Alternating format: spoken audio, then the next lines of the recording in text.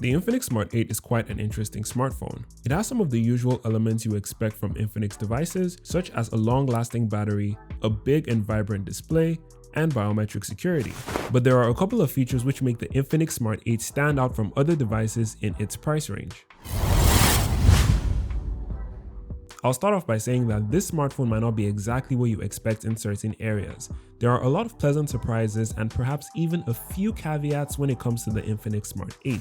Anyway, let's start off with what you get in the trademark green and blue box. Right on top is the device itself, which we'll put aside for now. Beneath that, you get a card which you can use to redeem 500 megabytes of mobile data from MTN. Afterwards, you get the Infinix branded 10-watt charging brick. You also get a USB-C to USB-A cable. You get a pair of wired earphones, an X-Park info card, a clear hard plastic case, and the SIM ejector tool, which you will most likely lose within a week. But anyway, let's get right into the device itself. Starting off with the display, you might not be able to tell immediately, but you definitely get a bit more value than what you pay for. When it comes to the resolution, it is 1612 by 720p, meaning it's not really the sharpest display out there in terms of resolution. It also doesn't get very bright, as it has a peak brightness of 500 nits, so you might struggle to see it under direct sunlight. It's also an IPS display and not OLED, and when it comes to the color reproduction, it's pretty much what you would expect from a device at this price point. At the top of the screen, we can see a typical hole punch camera notch and pretty thin bezels on the sides. However, that hole punch camera notch is not as simple as it might seem.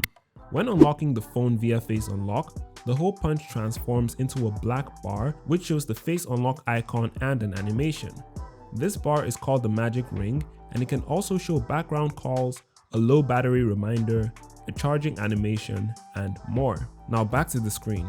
The main reason I believe you get a lot more value than you pay for is because this device comes with a 90Hz refresh rate, which makes scrolling feel very smooth and responsive. And at this price point, you would be hard pressed to find many other devices that offer you a 90Hz refresh rate display. So that's one thing that makes the Infinix Smart 8 stand out. When it comes to the build quality, the device is made of glass on the front, plastic on the flat sides, and more plastic on the back.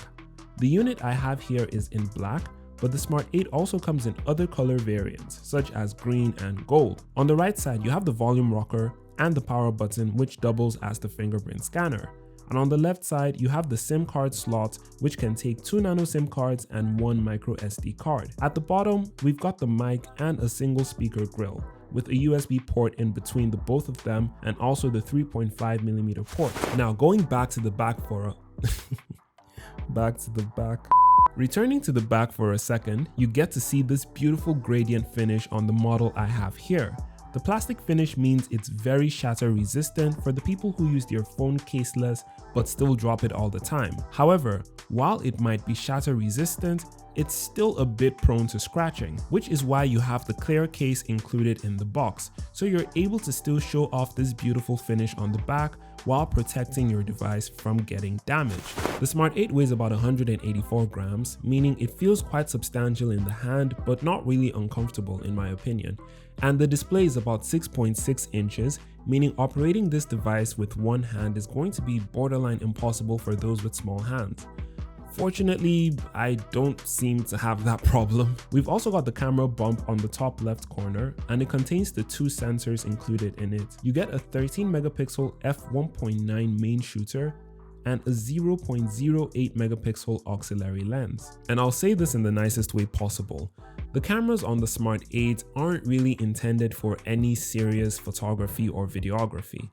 I mean, for a smartphone at this price point, which is, an entry-level device, I feel like the camera performance is satisfactory. I mean, you will be able to take your pictures with it provided the lighting is good, but don't expect to take your social media pictures or make some TikToks or reels or things like that with this camera, because you might not really get the results that you want. So you just need to keep that in mind if you're planning on purchasing this device. Now, don't get me wrong, if cameras aren't a priority to you, then I think these cameras are serviceable, but you're going to need a lot of patience, lights, and very steady hands, because there's a bit of shutter lag as well. Here's the kind of quality you can expect from the rear camera on the Infinix Smart 8.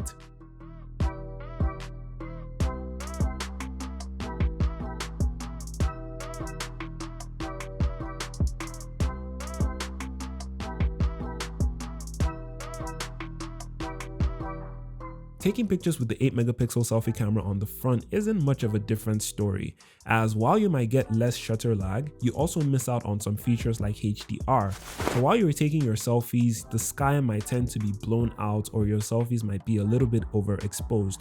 So you need to take that into consideration, especially if you plan on posting a lot of pictures on social media and things like that. I mean, of course you can, and you can always edit the pictures afterwards.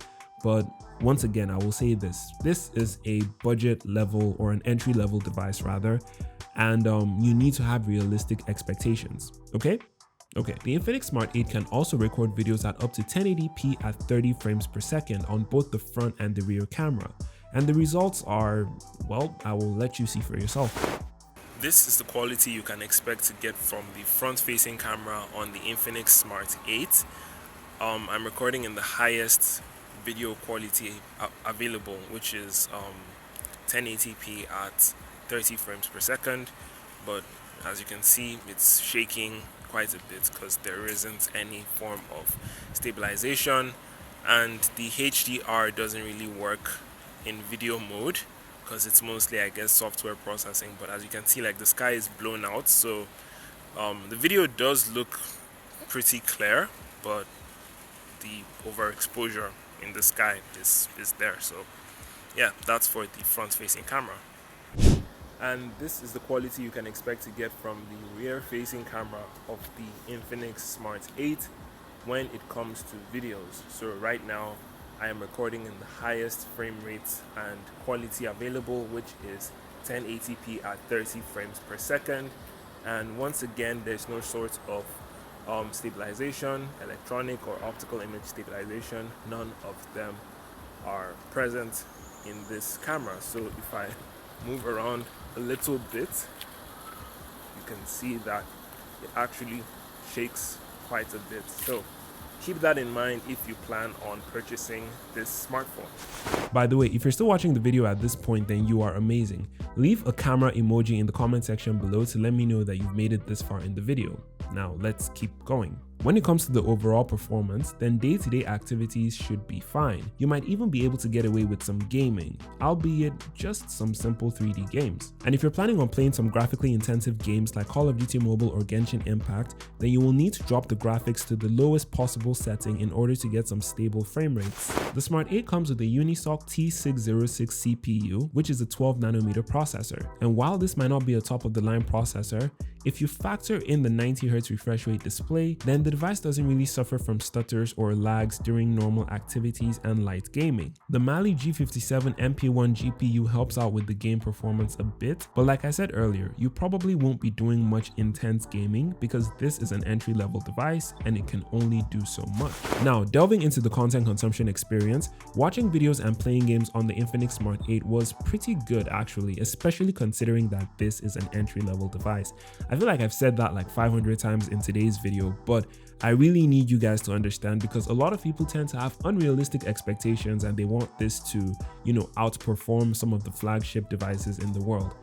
We will come to the price of this device very soon, but let's finish up with the content consumption first. While it only has a 720p display, videos on YouTube aren't capped at 720p. Another thing to consider when it comes to content consumption is the sound, and the Infinix Smart 8 comes with a 200% loudspeaker, meaning you're able to comfortably consume content or play games, even when the environment is a bit noisy. You only have a single downward firing speaker, so you'll have to make sure you don't accidentally cover it up with your hand.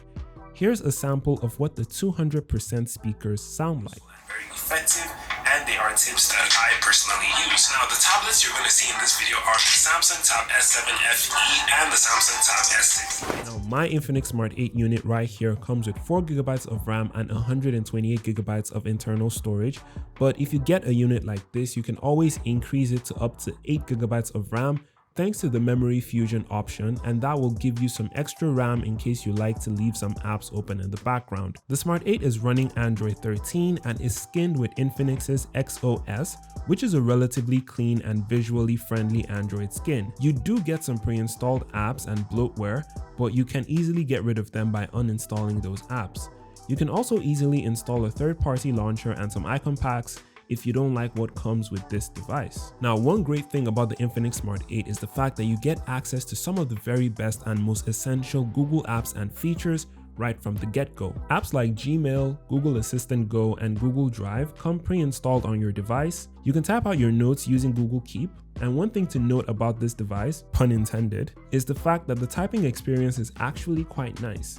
It has the standard haptic motor you would expect from an entry-level device, meaning the vibrations feel a little squishy and not the most pleasant. But once you turn off the vibrations if you don't like them, you would actually enjoy typing out your messages and notes on this device, probably because of how large the screen is. You also have access to Google Maps, so you never have to worry about getting lost when you're out and about. You can easily back up your photos to the cloud thanks to Google Photos, and if your device ever gets lost, you can simply track it through Google's Find My Device feature. When it comes to the biometric side of things, the fingerprint scanner is very responsive, which is nice to see, and you barely have to touch it before the device unlocks and you have access to your smartphone. And if your fingers are greasy or dirty, you can easily get into your phone thanks to the 2D face unlock feature on the Smart 8. It is incredibly fast, reliable, and seamlessly grants you access to your device. Another thing that's pretty cool about this device is the 5000 mAh battery, which is quite big for a device of this price.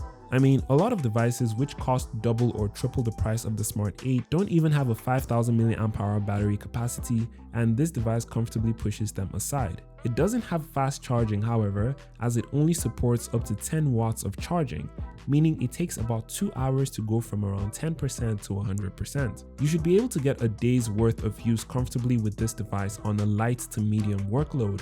However, if you plan on engaging in long gaming sessions, then you can expect the battery life to decrease accordingly. When it comes to pricing, the base model with a configuration of 3 GB of RAM and 64 GB of storage comes in at 82,000 Naira. The 4 GB of RAM and 64 GB of storage variant comes in at 88,000 Naira. And for the 4 GB of RAM and 128 GB of storage version, you can expect to pay 98,000 Naira. So, would I recommend purchasing this phone? Well, it depends on who's asking actually. It's got good battery life, a decent build quality, and the speakers are good enough to compete with devices that are even slightly above this price point. However, like I mentioned earlier, if you plan on creating content or taking lots of photos, then you might want to really consider it before pulling the trigger on this purchase. I think the Infinix Smart 8 might be suitable for someone who doesn't really plan on pushing their device to the extreme. Maybe someone who does some casual gaming here and there, doesn't take a lot of photos or videos, and overall doesn't have unrealistic expectations for an entry-level device. I think it would be perfect for someone who is relatively new to the world of smartphones, maybe a secondary school kid or a parent who just wants to browse the internet, make some calls, and chat with their family members on WhatsApp. But anyway, those are just my thoughts. Let me know in the comment section below if you think the Infinix Smart 8 is the right device for you, and if you don't, then you can check out any of the other smartphones I've reviewed in this playlist. And yeah, I will catch you in that video. Peace.